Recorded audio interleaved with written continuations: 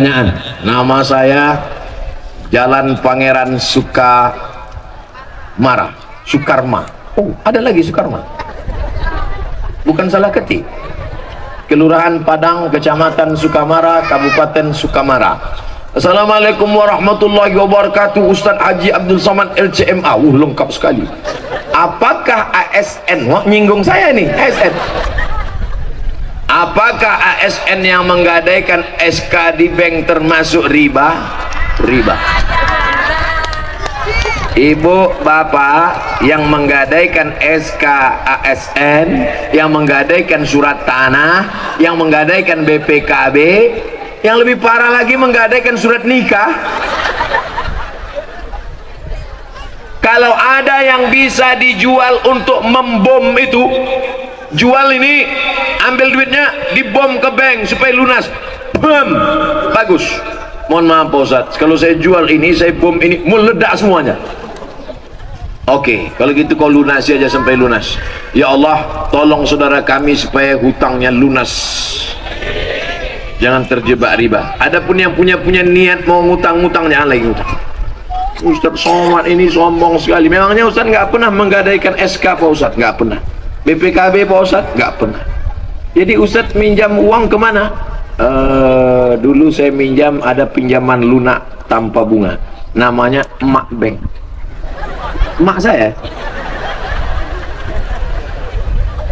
mak, aku mau beli mobil, pinjaman lunak tanpa bunga. Dibukanya lah gelangnya, gelang sama cincin. Kau dari kecil menyusahkan sampai tua. Memang mak saya itu luar biasa. Saya mau ke Mesir, dijualnya gelang. Saya mau ke Maroko, dijualnya gelang. Saya mau beli mobil, dijualnya gelang. Sampai akhirnya mati dia, meninggal mak saya. Sebelum dia meninggal, kata dia, tolong belikan aku tanah di bagian kakekmu semeter, karena dia mau dikebumikan situ. Sekarang saya pergi, saya beli tanah itu 22 meter, habis itu ke belakang 60 meter, saya wakafkan semuanya untuk kuburan umat Islam. Mudah-mudahan dilapangkan Allah kubur mak saya. Tak pernah ada rasa puas kepada orang tua. Maka pesan saya, yang masih hidup emaknya, masih hidup ayahnya, pulang dari sini kau belikan lontong sayur suap itu. Yang masih hidup emaknya, pulang dari sini suapkan makanannya, buatkan teh manis, hidupkan dia, peluk dia, cium tangannya. Karena nanti kalau dia sudah meninggal dunia, barulah kau terasa bekas tempat duduknya pun, kalau kau duduk di situ hilang rindu. Bekas tempat sholat sajadahnya pun, kalau kau bentang di tengah malam sholat, kau di situ hilang rindu. Bekas tempat dia berjalan dulu, tetangga sahabat kau jumpai orang itu, puas rindu.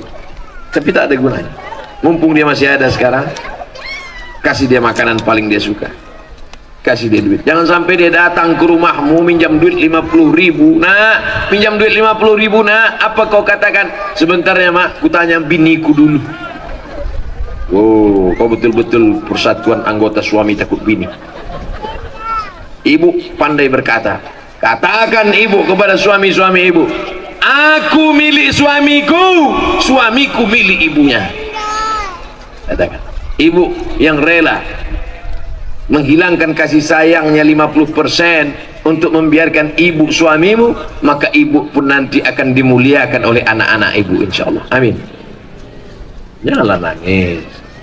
Kalau saya nangis, ibu nangis juga, nanti kita dikira orang nonton film India. Assalamualaikum warahmatullahi wabarakatuh. Ustaz Abdul Somad, semoga Allah melimpahkan rahmatnya kepadamu Pak Ustadz.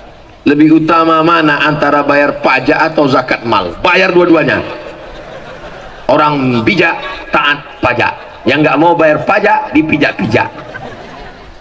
Saya bayar pajak, dan alhamdulillah syukurnya di negara kesatuan Republik Indonesia, siapa yang bayar zakat maka pajaknya dikurangi, dengan syarat bayar zakatnya di Badan Amil Zakat Nasional. Ada surat keterangan stempelnya, nanti ditunjukkan di kantor pajak, maka pajaknya berkurang. Ustaz tahu dari mana? Jamaah.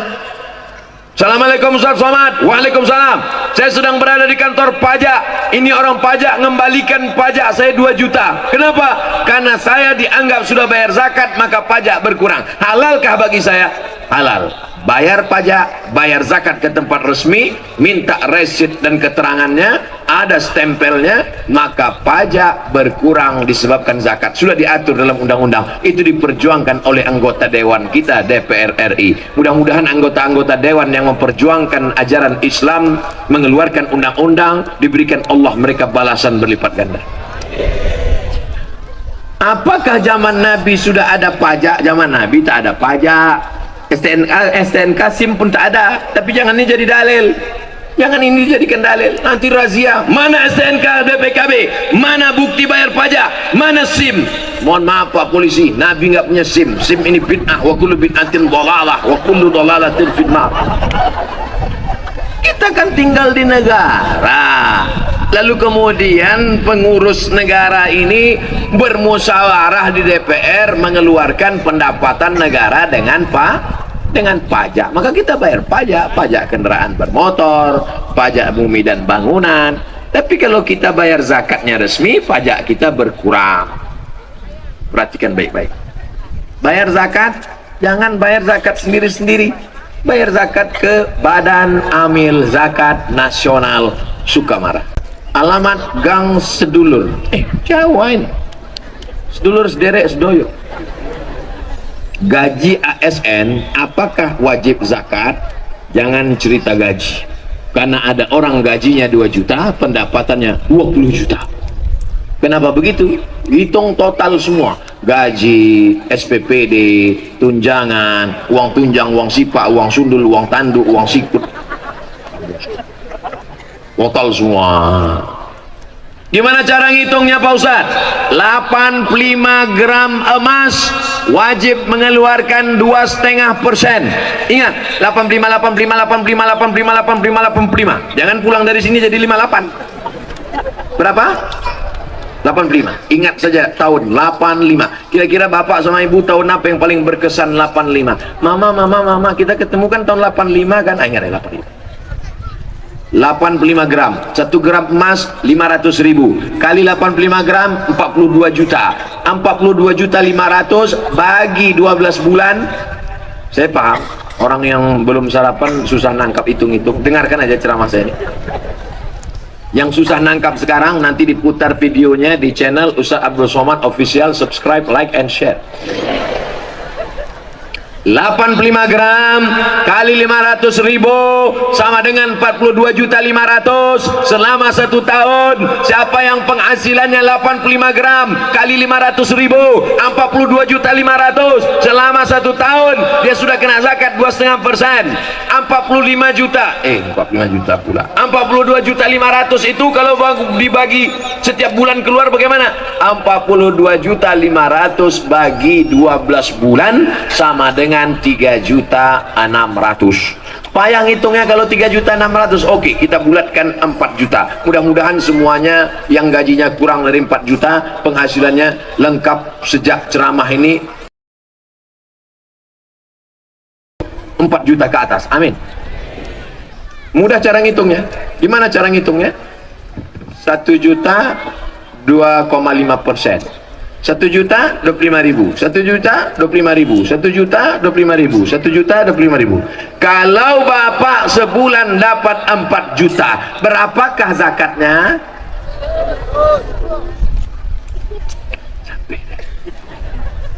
Kalau ibu dapat 1 bulan 10 juta, berapakah zakatnya? 250.000. Udah cara ngitung. Mudah-mudahan bulan depan dapat 10 juta. Amin. Keluarkan 250.000 langsung ke Badan Amil Zakat Nasional Kabupaten Sukamara. Pak Ustadz, saya keluarkan tiap bulan 100.000 atau setahun sekali? Tiap bulan. Kan sama aja. 1 bulan 100.000, 1 tahun 1.200.000. Kalau 100.000 setannya nggak nggoda. Tan, kita goda nih, nggak usah lah 100.000 gitu. Set. Setan ngajak kawannya, satu manggil Tan, satu manggil Set. Gimana nih, kita goda nggak nih? Nggak usah lah 100.000 kata dia. Kalau ini kan, oh ini 1.200.000. Oleh sebab itu maka setiap keluarkan. Ustaz Somad keluarkan zakat, saya keluarkan zakat setahun sekali setiap menjelang bulan Ramadan, biar mudah ngingatnya. Setiap mau Ramadan baru saya bagi. Berapa besar jumlah wajibnya Pak Ustaz? 2,5%. Bila masih ada tanggungan utang, apa tetap wajib zakat? Tetap. Tapi katanya kalau utang nggak wajib zakat. Kata siapa? Yang tidak bayar zakat karena utang itu adalah zakat perdagangan. Zakat dagang perniagaan, cara ngitungnya 3 kurang 5. Ingat rumus 3 kurang 5. Modal yang diputar tambah untung tambah piutang kurang hutang kurang rugi. Saya ulang sekali lagi, modal yang diputar tambah untung tambah piutang kurang hutang kurang rugi. Itu cara rumus menghitung zakat perniagaan. Dikurang utang yang terkait dengan dagang bisnisnya, bukan hutang mobil, hutang rumah, hutang panci, hutang termos masuk. Di rumahnya itu tak ada yang cash, satu-satunya yang lunas bininya itulah. Lain hutang semua. Bunyi klakson mobil, kredit. Jangan banyak-banyak utang. Hidup ini kalau diperturutkan terus mau. Jangan banyak-banyak utang. Orang kalau banyak utang itu detak jantungnya tak normal. Coba pegang jantung sebelah kiri. Nah, kalau yang nggak banyak utang normal dia. Tapi kalau banyak utang, mudah-mudahan kita dilepaskan dari utang. Keluarkan zakat, pendapatan, PNS, Pemda, BUMN, pegawai, guru, keluarkan setiap bulan 2,5%. Salurkan langsung ke Badan Amil Zakat Nasional Kabupaten Sukamara. Hubungi nomor berikut ini. Potong, masukkan Instagram, like and share. Ini harus dijawab serius karena diketik, di print dari rumah. Untung nggak dibingkai. Nama saya sensor, nggak boleh sebut. Menjaga kode etik. Dari Kelurahan Mendawai Sukamara. Bagaimana menyikapi orang menganggap sholat dan puasa tidak wajib karena dia menerapkan ilmu hakikat? Kalau dia hidup di zaman Abu Bakar, Umar, Utsman, Ali, ini kepalanya udah lepas dari badan. Nasib baik kau sekarang hidup di zaman Pak Bupati Sukamara. Kalau dulu kau hidup di zaman Abu Bakar, Umar, Utsman, karena sudah menganggap sampai ke hakikat lalu meninggalkan syariat. Apakah pernah Nabi Muhammad meninggalkan sholat agak sekali saja? Nabi sakit keras 5 hari menjelang meninggal. Nabi meninggal hari Senin, hari Rabu, Kamis, Jumat, Sabtu, Ahad, Senin. Hari Rabu Nabi sakit keras, diambil kirbah. Kirbah itu kulit kambing yang dijahit tempat air minum, disiramkan ke wajah Nabi 5 kirbah. Nabi tersadar dari pingsannya. Apa yang dibisikkan Nabi? Bawa aku sholat berjamaah. Nabi dijamin masuk surga. Hakikat, syariat, tarikat, makrifat menyatu dalam diri Nabi. Al-haqiqatu bila syariatin batilah. Orang yang ngaku hakikat meninggalkan syariat batil. Wasyariatu bila haqiqatin atilah.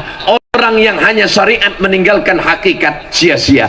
Oleh sebab itu ciri ulama ahlus sunnah wal jamaah adalah dengan melaksanakan sejalan antara syariat dan hakikat. Ini majelis ulama mesti memanggil orang ini. Kalau dia guru, ini murid-muridnya berbahaya. Kalau satu orang nyasar nggak apa-apa, ini supir truk nyasar, habis sama brondolnya ikut nyasar. Kalau ada yang mengajarkan begini, mesti dipanggil. Kenapa? Abu Bakar, Umar, Utsman, Ali, Thal'ah, Zubair. Makanya kita ahlus sunnah wal jamaah berpegang pada 3: akidah Asy'ari, fikih Syafi'i, tasawufnya Sunni, bukan tasawuf falsafi. Tasawuf siapa? Tasawuf Abu Hamid Al-Ghazali dan Junaid Al-Baghdadi. Tarekatnya Naqsyabandi, Abul Hasan Syazili, Rifai, Abah Guru kumpul tarekatnya Samaniyah. Mereka tetap melaksanakan syariat.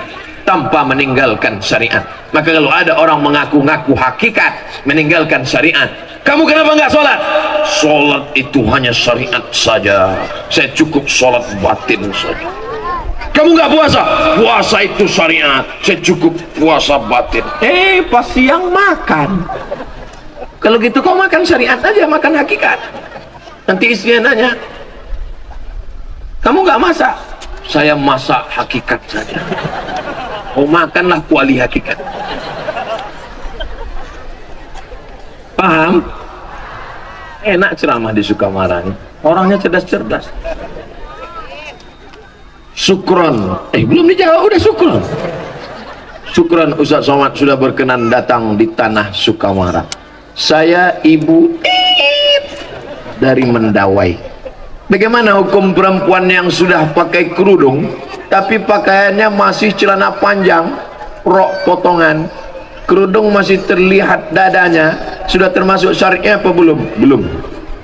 Kerudung perempuan itu menutup dari kepala sampai ke ujung kaki. Kalau nggak bisa sampai ke ujung kaki, sampai ke pinggang. Nanti di bawah sambung lagi pakai kain panjang. Syaratnya mesti longgar, jangan sempit sampai menjerit paha minta tolong. Tolong! Dia yang berjalan, kita yang takut. Takut pecah.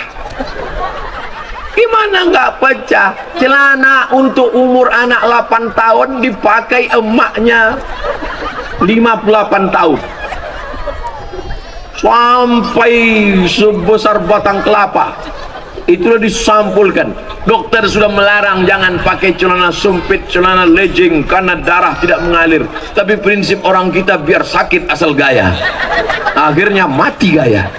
Oleh sebab itu jangan lagi pakai celana sempit, jilbab panjang. Ini ada jilbab namanya jilbab sakratul maut. Dililitkan ke leher. Sampai melihat ke bawah pun nggak bisa. Dan lagi, jilbab itu harus menutup dada, tertutup dada, sampai ke bawah. Yang kira-kira kalau diturunkan tangannya tenggelam ke dalam. Tangannya boleh kelihatan, nggak apa. Yang udah pakai cadar, bagus. Jangan ejek orang pakai cadar. Istri Nabi pakai cadar, sahabat Nabi pakai cadar. Yang pakai jilbab, bagus. Yang pakai cadar, bagus. Jangan kelahi. Kalau yang pakai jilbab sama cadar kelahi, nanti ketawa yang nggak pakai kain. Mudah-mudahan ibu-ibu yang selama ini pakai celana sempit berubah pakai rok panjang. Kecuali polwan nggak apa-apa pakai celana. Gimana dia mau ngejar maling pakai rok? Itu kan karena tugas. Harus logik juga. Satpol PP perempuan razia kaki 5, pedagang lari satu orang, dia pakai rok, sebentar ya. Dan dibayangkan, nanti ketawa sendiri. Semoga Ustadz sehat selalu, amin. Saya mau tanyakan mengenai sholat Jumat. Ketika khotib naik ke atas mimbar, jemaah datang terlambat, langsung sholat sunat, sedangkan khotib sudah membacakan khutbah. Apakah itu sah atau tidak Pak Ustaz? Oke, saya jawab, saya cerita, jamaahnya menjawab. Dengar baik-baik. Saya paham orang yang belum sarapan memang susah nangkap. Suatu ketika Nabi sedang khutbah. Nabi khutbah di atas mimbar. Mimbar Nabi itu lantainya 3, tangganya 3. 1, 2, 3. Nabi sudah khutbah 3. Berarti yang tidak dibuat Nabi bid'ah. Ini 2 lantai ini bid'ah. 1 lantai, 2 lantai, 3 lantai. Nabi sedang khutbah. Ketika Nabi sedang khutbah, tiba-tiba datang seorang laki-laki terlambat. Duduk dia. Duduk. Langsung kata Nabi, "Qum." Berdiri kata Nabi. "Sholli." Salat 2 rakaat. Nabi suruh dia berdiri, salat 2 rakaat. Saya ulang lagi ceritanya. Nabi sedang khutbah, datang seorang laki-laki terlambat, dia duduk, Nabi suruh berdiri, salat 2 rakaat, habis itu dia dengarkan khutbah. Selesai cerita. Sekarang saya jawab, sahkah salat Jumat laki-laki itu? Saya ulang sekali lagi. Yang susah-susah nangkap, goyangkan kepala ke kanan ke kiri 3 kali. 1. Oke. Nabi sedang khutbah. Tiba-tiba datang seorang laki-laki masuk ke dalam masjid. Setelah itu Nabi suruh qum, berdiri, salli rakaataini, salat sunat 2 rakaat. Setelah itu Nabi melanjutkan khutbahnya. Sahkah salat laki-laki itu? Sah. Seandainya enggak sah, pasti kata Nabi, terlambat, pergi kau pulang, enggak usah kau salat lagi. Itu menunjukkan salat orang yang terlambat itu sah. Tapi jangan gara-gara ini terlambat terus. Saya enggak mau besok Jumat terlambat. Istrinya nanya, mas, bang, itu udah azan salat Jumat kamu enggak berangkat. Suatu ketika masuk seorang laki-laki, Nabi sedang khutbah, dan ketika dia mau duduk Nabi suruh qum. Itu menunjukkan orang yang terlambat sholatnya tetap sah. Jangan salah gunakan dalil yang saya sampaikan. Kita naik ke atas tangga bid'ah. Ada 5 waktu.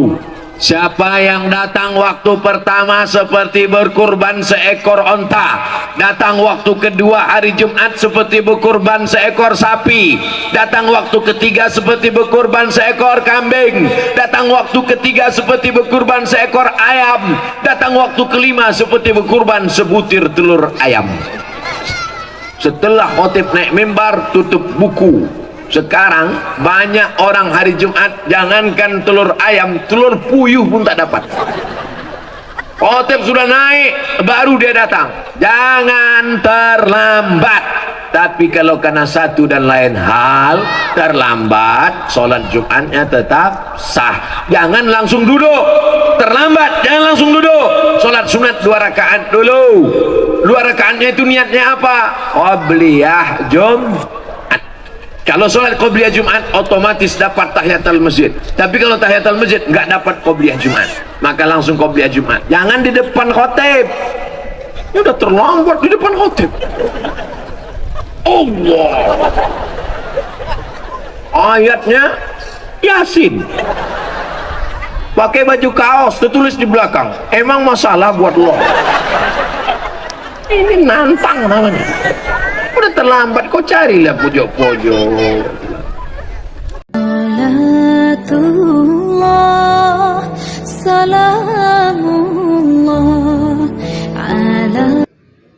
Assalamualaikum warahmatullahi wabarakatuh.